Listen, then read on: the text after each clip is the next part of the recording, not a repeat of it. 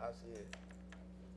Bien, estamos en Calibre 45 a través de Teleradio América. Manuel Fermín y Cristino del Castillo les dan la más cordial bienvenida. Martes, Manuel, Bueno. ¿cómo está la cosa?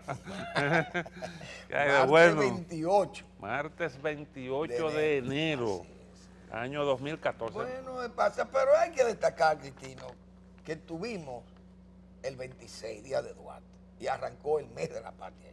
Así es. Sí, así porque es. del 26 hasta el 27, ¿verdad? De febrero, Sí. mes de la patria. Correcto, de eso vamos a hablar. Exacto. Yo quiero, antes de entrar en esos temas, pasar una información que es interesante, que nos dice que decenas de adquirientes de viviendas en un residencial construido en Pueblo Bávaro, Punta Cana, que fue promocionado en Nueva York para dominicanos ausentes, denunciaron que han sido estafados por la compañía constructora, la cual les tomó el inicial o la suma total en dólares hace 8 y 10 años y no ha construido los apartamentos. La denuncia fue hecha en conferencia de prensa por los señores José Miguel Melo, Carmen Vargas, Ismael Vivén, Odris Almanzar, Pedro Vargas, Andrea Lebrón, Ramón de la Cruz y Eduardo de la Cruz.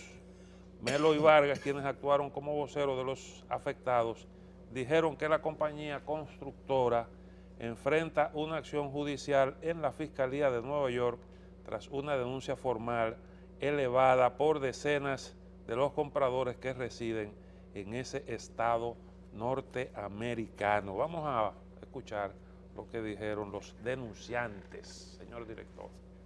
Decenas de adquirientes de viviendas en un residencial construido en Pueblo Bávaro, Punta Cana, y que fue promocionado en Nueva York para dominicanos ausentes, denunciaron que han sido estafados por la compañía constructora, la cual les tomó el inicial o la suma total en dólares hace 8 y 10 años y no han concluido los apartamentos. La denuncia fue hecha en conferencia de prensa por los señores José Miguel Melo, Carmen Vargas, Ismael Viven, Odris Almanzar, Pedro Vargas, Andrea Lebrón, Ramón y Eduardo de la Cruz.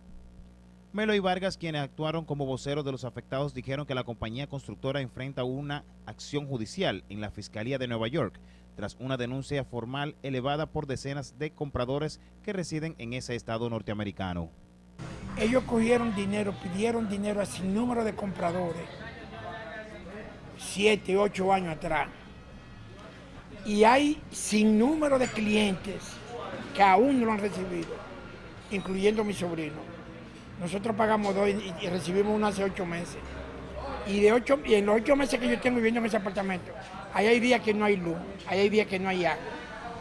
El hall no tiene luz porque ellos no la ponen. Hay que ponerla pagándola a uno de su apartamento. La basura, ustedes mismos pueden contactar que aquí en Pueblo Bávaro, aquí hay más basura que en Santiago, gente. Y esa es la panorámica, ellos han engañado a todo el mundo.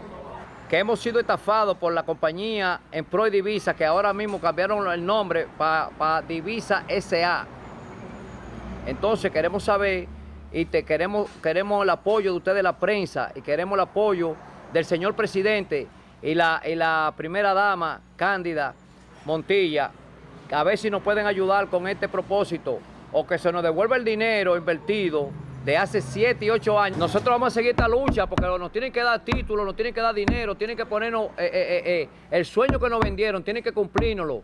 Tienen que cumplir ese sueño porque nos vendieron, que nosotros, inclusive nos vendieron hasta el lado de la playa y yo no veo la playa donde que está. Pero vamos a olvidar la playa, que la playa es un chin de agua que uno se la tira como quiera, la piscina, el mantenimiento, todo eso. Ojalá usted vea cómo están los apartamentos ahí destruidos, todo destruido. ¿Por qué? Ellos sabrán. Mientras de la Cruz explicaron que la venta fue tan irregular que la mayoría de los adquirientes de los apartamentos recibieron préstamos del Banco de Reserva a título personal sin la debida garantía hipotecaria. Confiamos en la compañía, dimos un inicial y acordamos unos pagos a 6 meses a precio de cash, el cual nosotros cumplimos a cabalidad. Solamente nos dieron los recibos, tratamos de que nos dieran los actos de venta. No hubo forma de acto de venta, los títulos tampoco, me llamaron que tenían el título y a raíz cuando voy lo que me dicen es que tengo que, como este complejo está abandonado, no se está pagando mantenimiento, que yo tengo que pagar el mantenimiento atrasado de este complejo, entonces negociamos lo que es el título, que hay otros cargos supuestamente que tenían, que había que pagarlo porque, no sé, bueno. La situación es que los traje aquí también para que vean las condiciones. Este es mi apartamento acá. Por dentro los vicios de construcción, el techo se me desplomó de una habitación y las paredes del baño de arriba, cuando se bañan, todo el agua cae en el baño. Nosotros vivíamos aquí y tuvimos que abandonarlo con muebles y todo ahí porque la humedad es tan grande y el mal olor tan grande de los muebles por la humedad. Nos mudamos y dejamos todo ahí.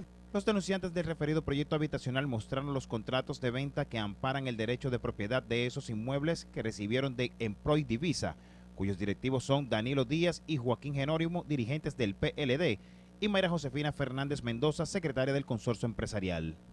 Danilo Díaz, Jerónimo, Joaquín Jerónimo, y el de Raiza, yo no lo conozco por Raiza. Ahí está Raiza, ahí está Balbuena. Hay un grupo, más lo que de la capital, que son peores todavía. ¿Quién? Joaquín Jerónimo. Joaquín Jerónimo. Más lo de la capital, que son otros grupos que son más malos y más prepotentes todavía. Bueno, está ¿Y fuerte. cómo el asunto? No, Pero, no sé, la verdad, yo creo que, miren, lo que están mostrando ahí amerita por lo menos una explicación. sí. Por lo menos una explicación, porque ahí está mostrando unos contratos. Se supone que debió haber un descargo en caso de que usted cumpliera con la obligación de entregar el bien. Se supone que eso fue un avance y en caso de la entrega, bueno, es un contrato.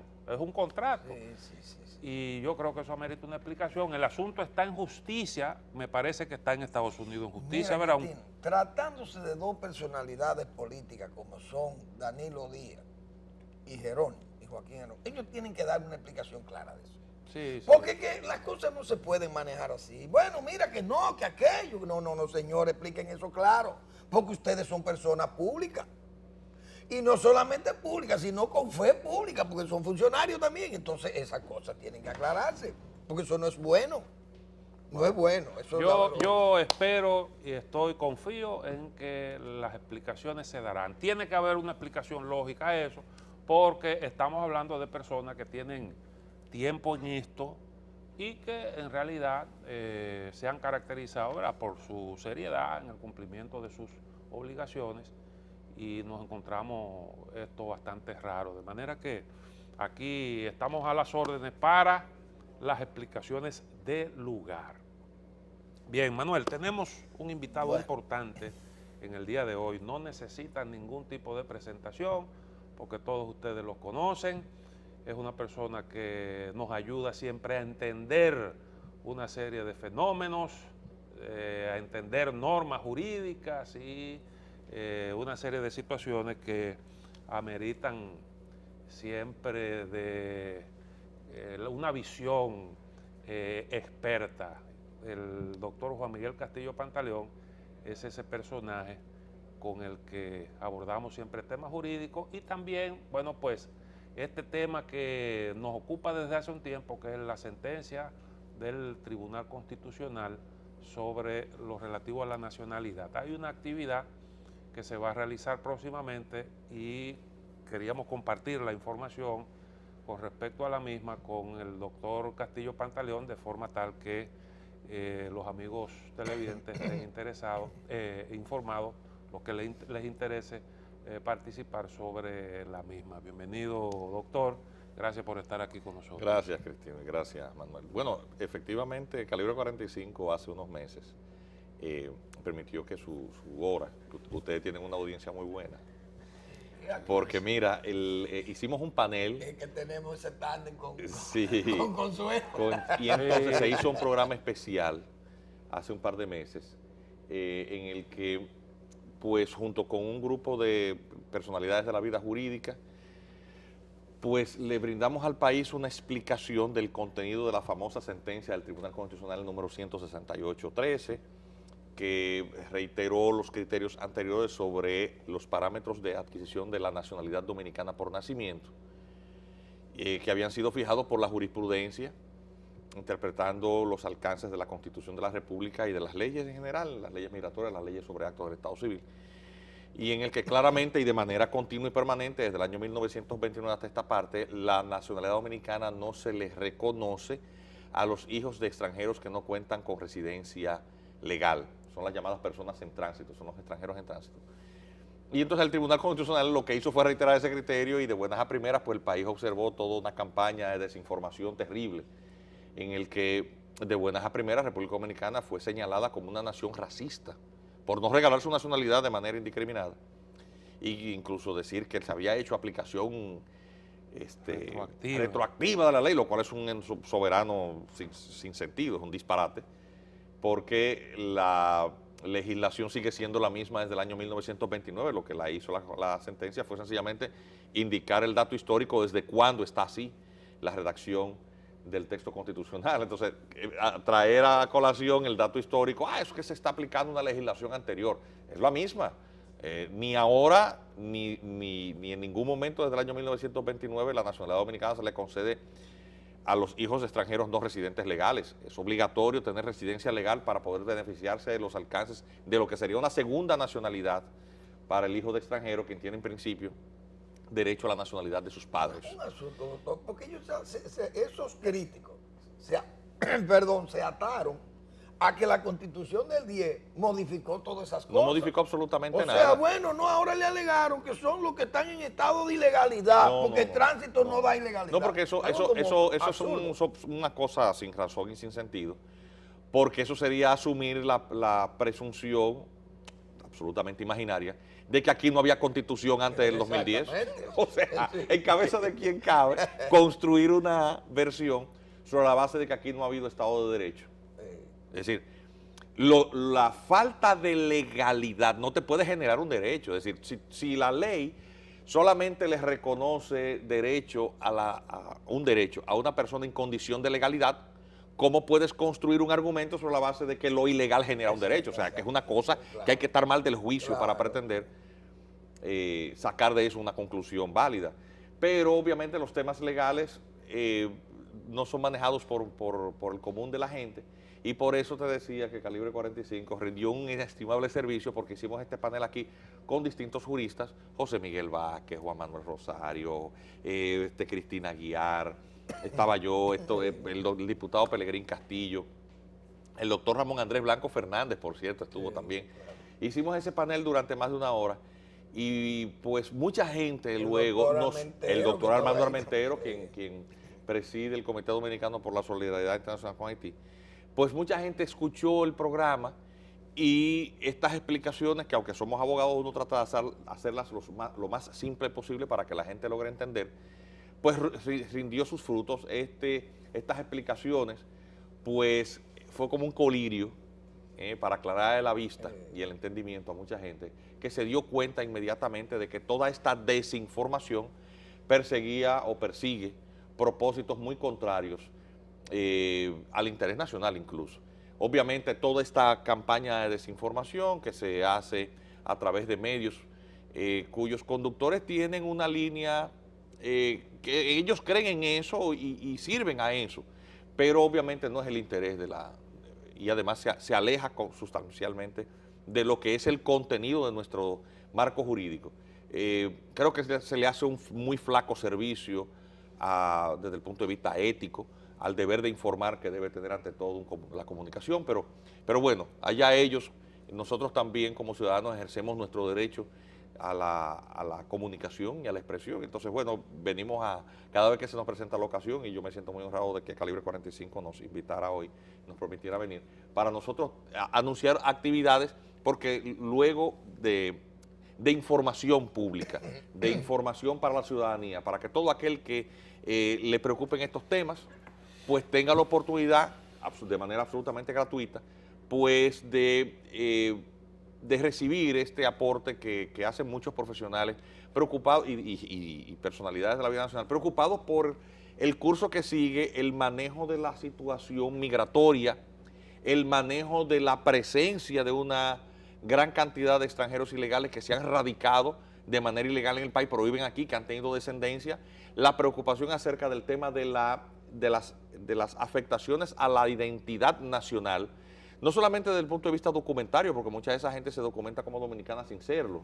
a través de malas artes y de las debilidades del sistema de identidad nacional, sino también por el impacto que esa migración masiva tiene en la vida nacional, porque eso impacta la economía nacional, visto no solamente desde el punto de vista del empleo, sino también por distorsiones que se crean, porque obviamente la población migrante en la mayoría de los países es población que migra por razones económicas, y siendo económicamente deprimida, demanda una cantidad de servicios públicos, y eso tiene un efecto en la economía en materia de servicios, de salud, de educación. Hay un tema de seguridad interior concernida en el tema, porque también a través de la frontera pasan muchas otras cosas, no solamente el tráfico de personas, tiene que ver con tráfico de armas, narcotráfico. Contrabando de mercancías que daña la economía. Claro, y además hay un tema cultural también, porque gran parte de la cohesión y estabilidad de un país tiene que ver con un entendido común acerca de la funcionalidad del Estado y de las reglas de la convivencia en esa sociedad. Cuando las sociedades de acogida no tienen claras o de manera eficiente la normativa aplicándose, tú tienes la posibilidad de que un contingente importante de extranjeros que tienen una cultura distinta, una cultura política distinta, una manera de ver la vida y de funcionar como sociedad distinta, que afecta a la sociedad de acogida. Y entonces eso al final de cuentas, ¿en qué se refleja? No solamente en problemas de seguridad ciudadana, sino de conflictos sociales, conflictos de convivencia. ¿Por qué? Porque las costumbres es algo que acompañan al individuo junto con su persona, es una mochila de la que es imposible desprendernos. Nosotros llevamos en las espaldas no solamente nuestra propia persona, sino todo el bagaje cultural que acompaña nuestra manera de conducirnos, la manera de conducirnos en las relaciones con los vecinos, la manera de atender nuestras responsabilidades. Y esto tiene también un último impacto en cuanto a la eficacia de la normativa jurídica.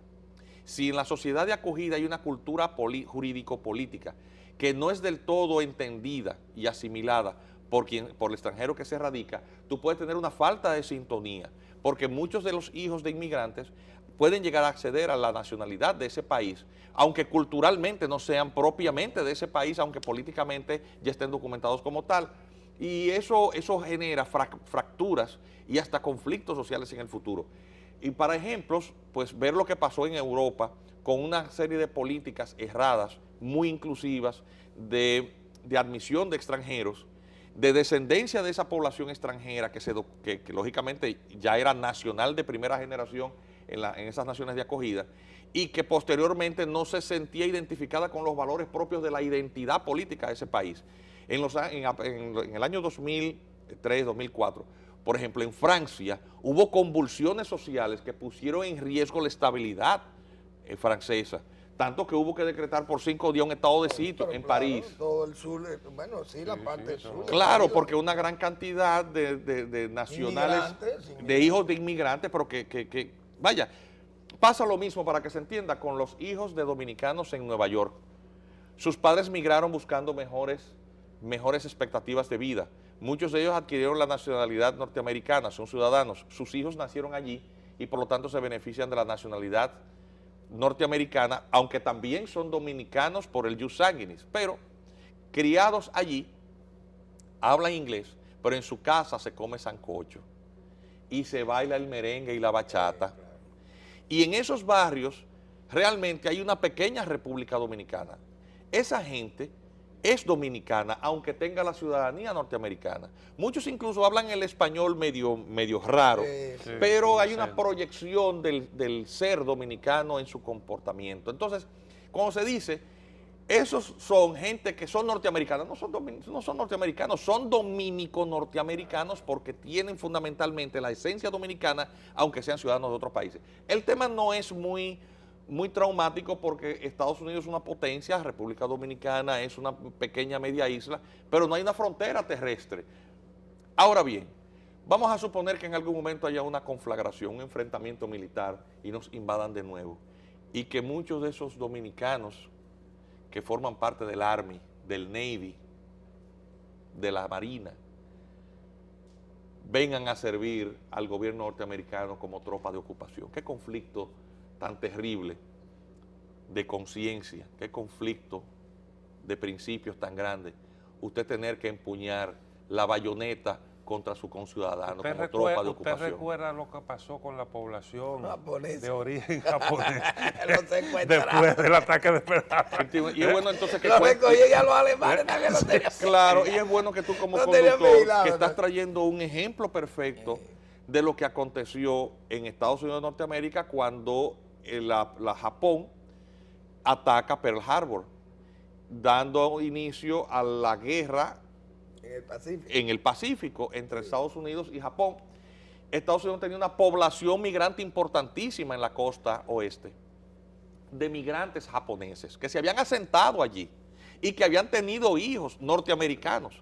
Y ustedes saben lo que, eso es un capítulo oscuro de la historia norteamericana, la campeona de la democracia y la libertad. ¿Saben lo que hicieron en los Estados Unidos de Norteamérica? Metieron en campos de concentración a esos japoneses y a sus hijos norteamericanos. Y todo el tiempo que estuvo la guerra entre ambas naciones, esa gente estuvo presa sin haber hecho nada. Así es. Gente Por que había jurado, sospecha, ¿no? Por simplemente sospecha por sospecha. O Por legítima su o ascendencia, ilegítima. por su Por su ascendencia. ascendencia. y a ¿Por los qué? alemanes. Porque ellos calcularon que esa gente, por su origen, se iban a identificar con la política de su país de origen. Eso es. Por eso es muy atinado lo que usted está señalando.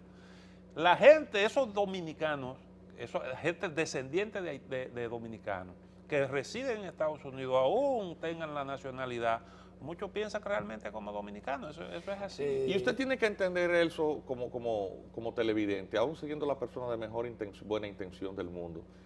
Porque nosotros no podemos caer como nación en las ingenuidades de suponer que el haitiano cuando viene a República Dominicana jura de su historia, ni de su identidad. Entonces dicen, esos hijos de haitianos son dominicanos. Y, entonces, y solamente hablan español. Cada vez que yo escucho uno de estos energúmenos, que en los medios de comunicación hace esas afirmaciones, además salpicándonos a nosotros como racistas, yo me pregunto, si solamente hablan español, ¿cómo se comunican esos padres con sus hijos? Sí, porque los padres se supone que hablan si usted habla patuá, español francés. solamente y migra hacia Estados Unidos y su hijo nace allá, el niño en la escuela habla inglés, pero en su casa, ¿qué es lo que habla? Es el hijo de dominicano. Claro. ¿Y por qué nosotros tenemos que suponer que los haitianos son distintos a los dominicanos? Es decir, que borran su nación al cruzar la frontera. Eso no es verdad. O sea, eso solamente en la cabeza de una persona alucinada puede caber. Entonces, eso es una realidad.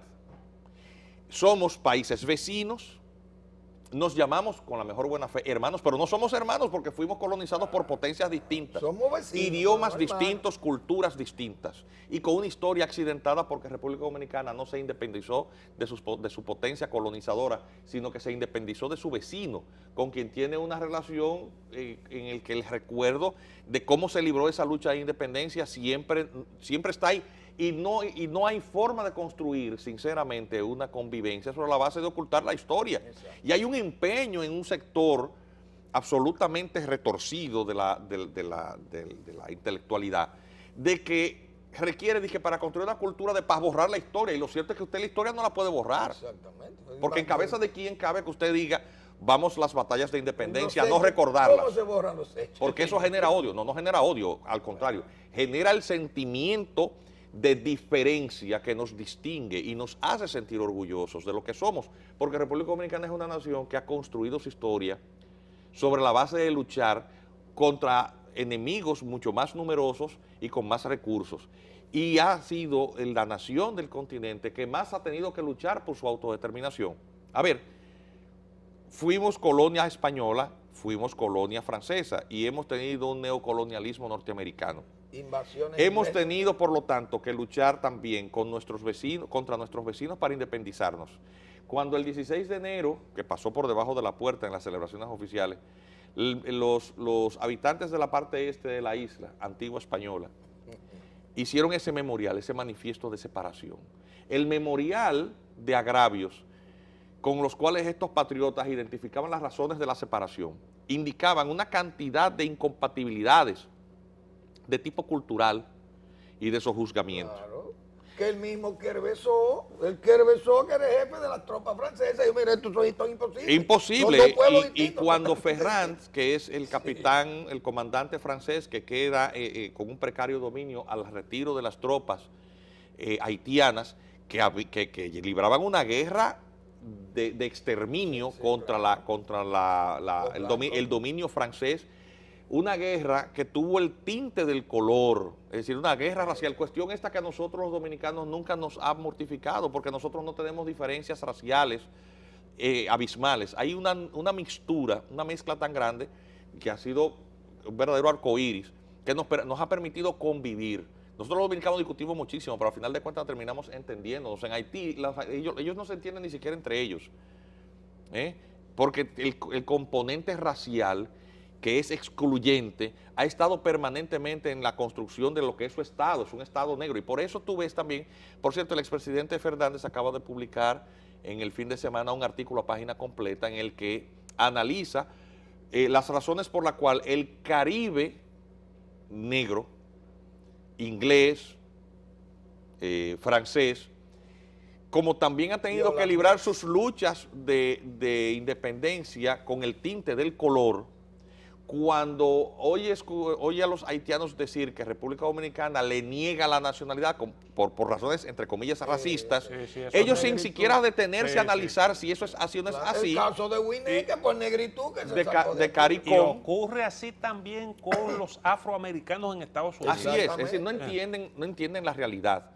Y en este caldo de ignorancia y confusión, pues está el sazón de una desinformación interesada, porque hay también toda una agenda geopolítica regional dirigida a conducir a la República Dominicana a absorber la mayor cantidad de población haitiana, toda vez que Haití es una nación fallida, un Estado fallido, que genera un movimiento migratorio que ninguno de los países del área desea, por el impacto que tiene en materia de demanda de servicios y de comprometer seriamente las sociedades de acogida. Entonces, obviamente se trata de presionar a la República Dominicana para que acepte la mayor cantidad posible de haitianos y, entre comillas, dominicanizándolos, quizás traspasarle a nuestros vecinos una cultura política de convivencia que nosotros malamente hemos podido construir de manera muy precaria. Que le hemos dominicanizado los servicios que le brindamos y ninguno aporta nada. Eso es cierto.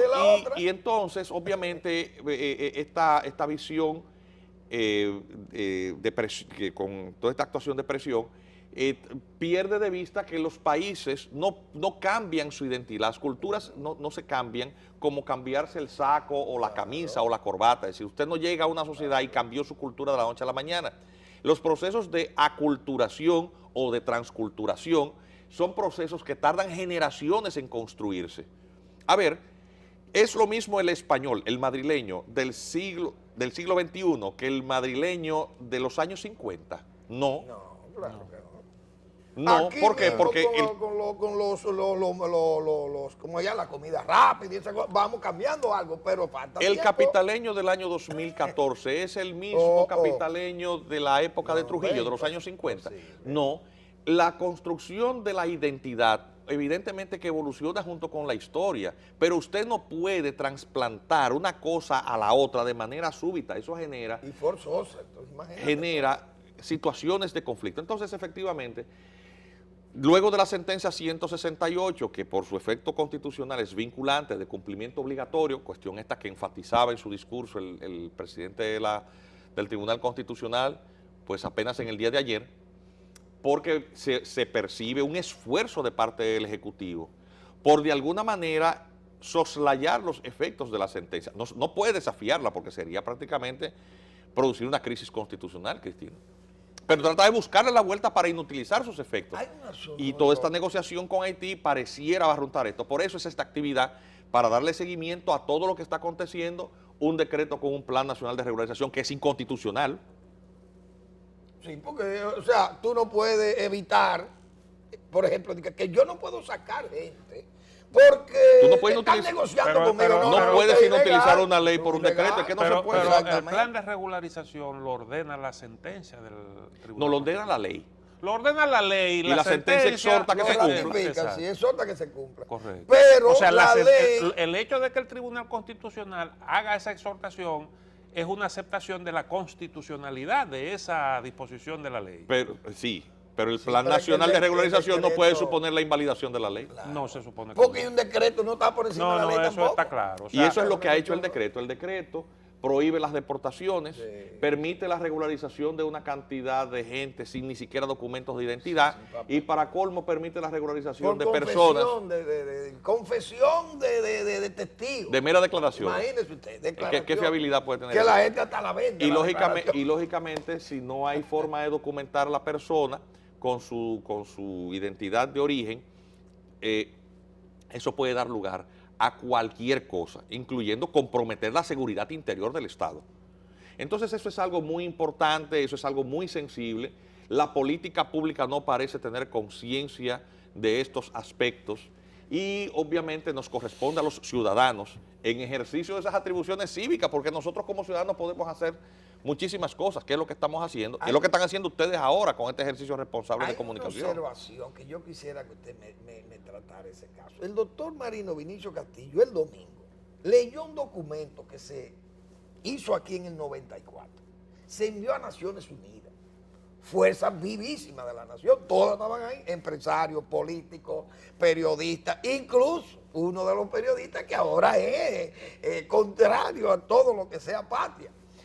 Bueno, todos firmaron ese documento. El doctor Castillo hizo hincapié en el énfasis que había en el 94 en estos asuntos con los problemas de Haití.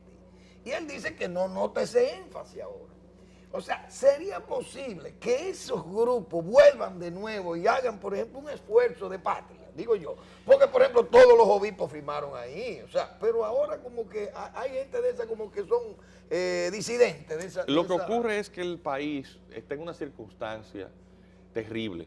Los liderazgos tradicionales nuestros que estuvieron gravitando en la vida política luego de la decapitación de la dictadura, descansaban en tres grandes líderes con un profundo sentido de la dominicanidad.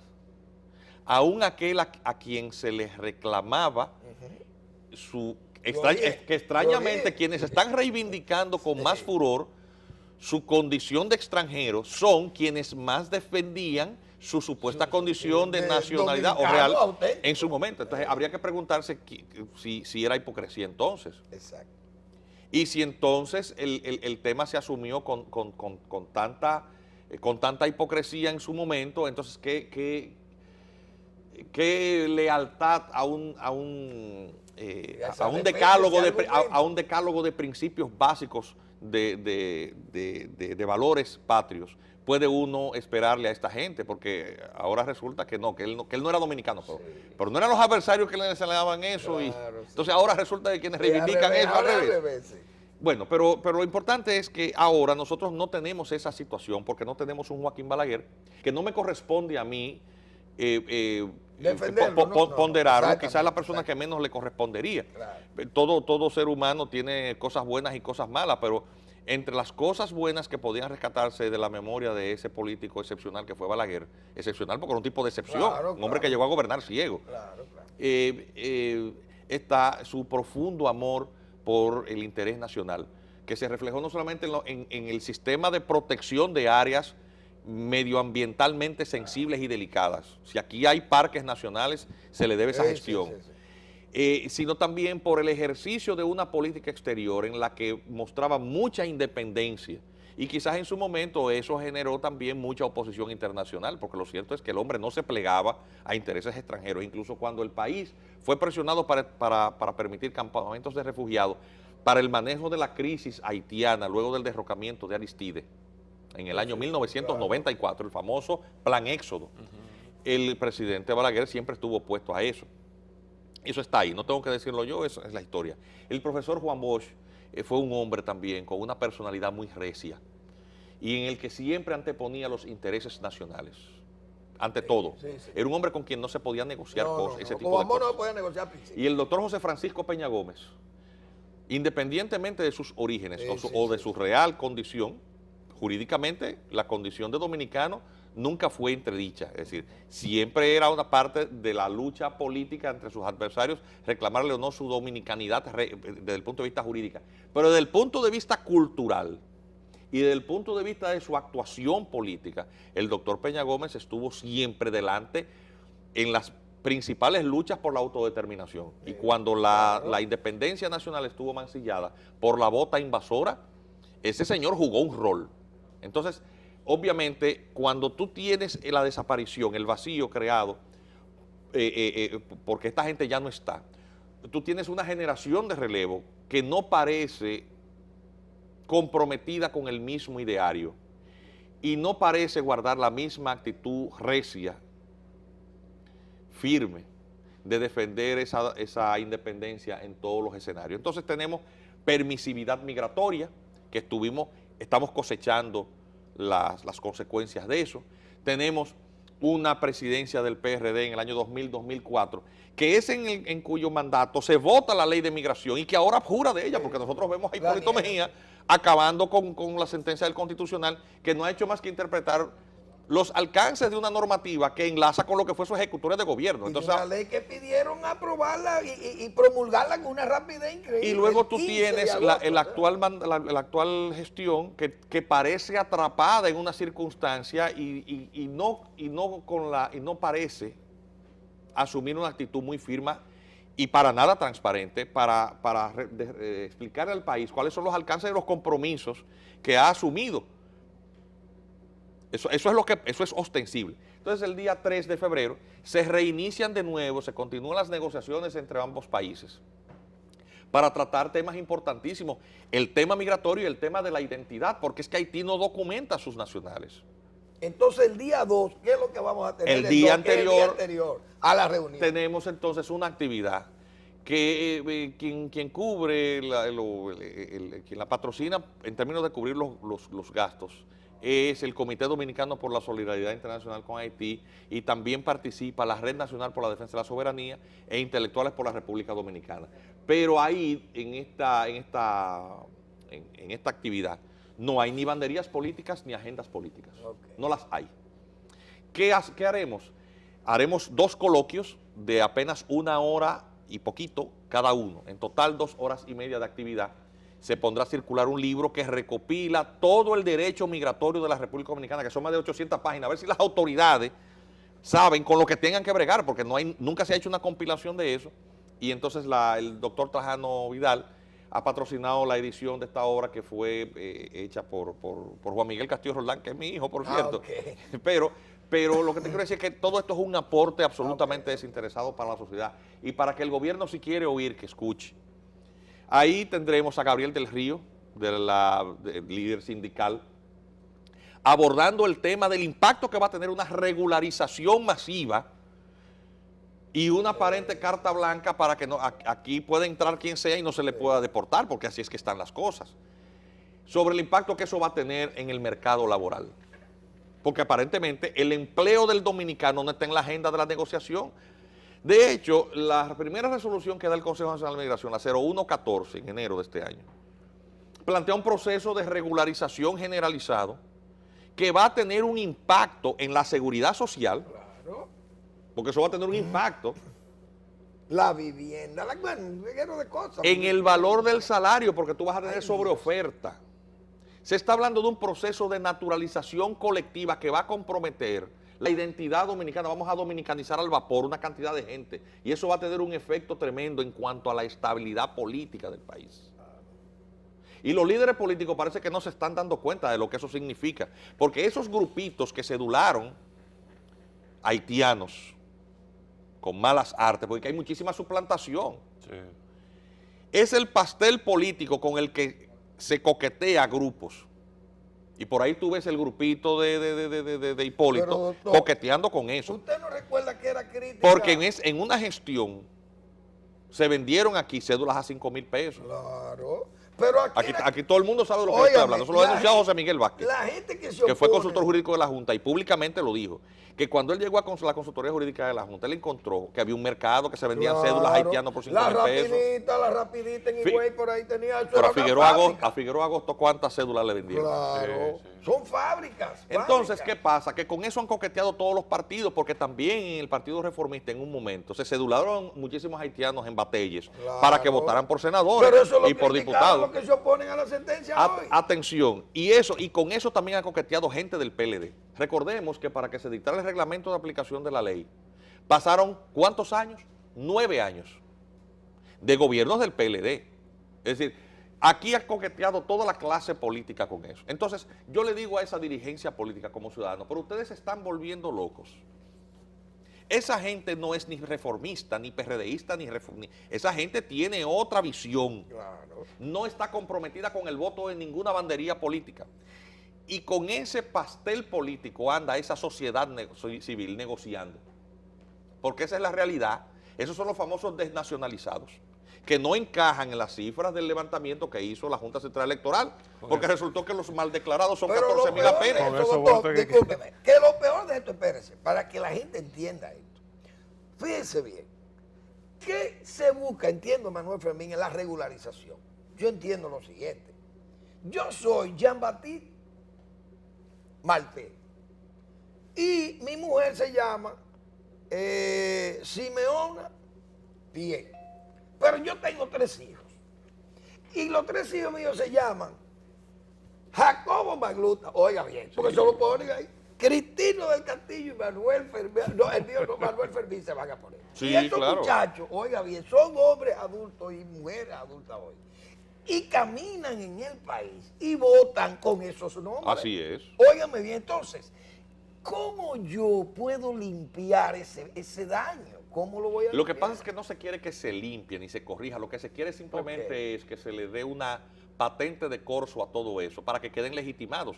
Por eso se habla de un proyecto de ley de naturalización que no se ha hecho público, se habla de él, sí. pero su contenido es secreto. Exactamente. En el Congreso ni termina de llegar ni nadie sabe. Reinaldo Pared le saca el cuerpo al tema porque él quiere ser candidato a presidente y sabe el fardo histórico político que va a tener todo aquel candidato a la presidencia que se haga cómplice de esa situación. Entonces anda todo el mundo que no le quiere llevar la contraria al gobierno, incluso dentro del mismo partido de gobierno.